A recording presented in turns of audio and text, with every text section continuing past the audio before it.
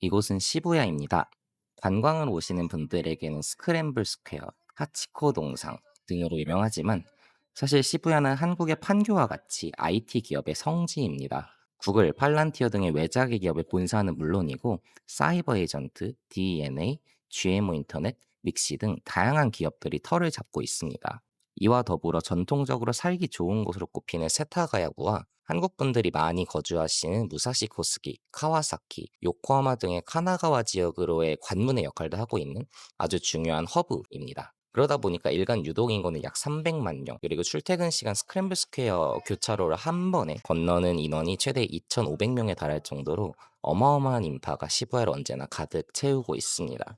이러한 광경은 누군가에겐 즐거움 혹은 신기함일 수 있겠지만 저는 번잡함을 워낙에 싫어하는 성향이다 보니까 가급적이면 약속이건 출장이건 시부야를 피하기 위해서 정말 노력을 했던 것 같습니다. 이렇듯 일본에서의 생활 또한 개인의 상황과 성향이 잘 맞는지 사전에 잘 파악하는 것이 중요한데요. 오늘은 일본 취업 준비 전 체크리스트 3부작의 마지막으로서 일본에 오면 잘 맞을 성향 그리고 고생할 성향에 대해 한번 정리해 보겠습니다.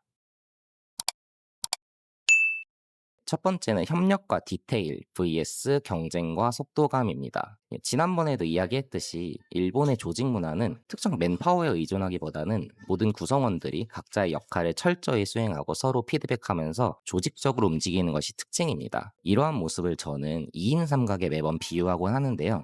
답답하다고 내가 먼저 뛰어나가면 바로 넘어지는 게임인 것이죠. 그리고 2인 삼각의 특징상 내 파트너와 경쟁할 필요가 없습니다. 마찬가지로 이걸 회사로 대입을 해보면 사내 경쟁으로 내 주변을 이겨야 한다든지 나를 증명해 보여야 한다든지 이런 풍토는 사실 한국에 비해서 확실히 적은 것이 특징입니다. 예, 물론 적당한 수준의 경쟁도 없다는 점이 일본의 발전을 저해한다는 이야기도 있지만 그만큼 경쟁에서 오는 긴장감과 스트레스가 적다는 것에서 메리트를 느끼시는 분들도 많습니다. 더불어 일본은 2인 삼각, 한국은 1인 단거리 경기를 하고 있는 셈이기 때문에 속도감의 측면 또한 사실 한국이 압도적입니다. 하지만 일본의 경우 다양한 검토, 그리고 리스크 요인 제거를 여러 번 실행했기 때문에 나중에 결과물을 받아들였을 때 보면 디테일적인 측면에서 훨씬 완성도가 높은 것이 일본 비즈니스의 특징입니다. 물론 이 문제의 정답은 없습니다. 정답은 당신의 마음속에 있으니까요. 여러분은 어느 쪽 스타일에 가까우신가요?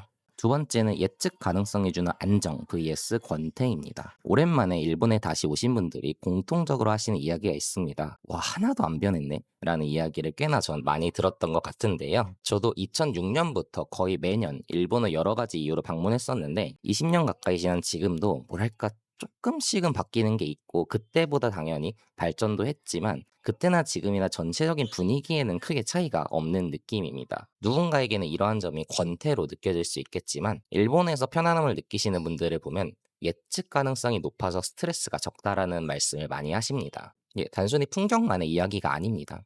실제로 살다 보면 사람들의 인식을 포함해서 사회 시스템적인 요소들까지 어지간해서는 급격한 변화보다는 안정에 상당한 방점을 찍고 있고요. 그래서 모든 것들이 매우 점진적으로 움직이는 것을 확인할 수 있습니다. 반대로 이야기하면 뭔가 불편하거나 합리적이지 않은 점이 있다 하더라도 해결까지 상당 부분 시간이 걸리거나 답답한 부분이 있을 수밖에 없다는 이야기죠.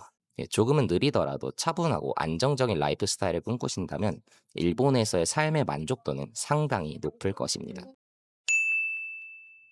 세 번째, 차이점을 즐기거나 받아들이는 vs 불편함으로 느끼는입니다. 예, 여행이 아닌 생활로서 처음 일본에 오면 참 입에 달고 살 수밖에 없는 말이 있는데요.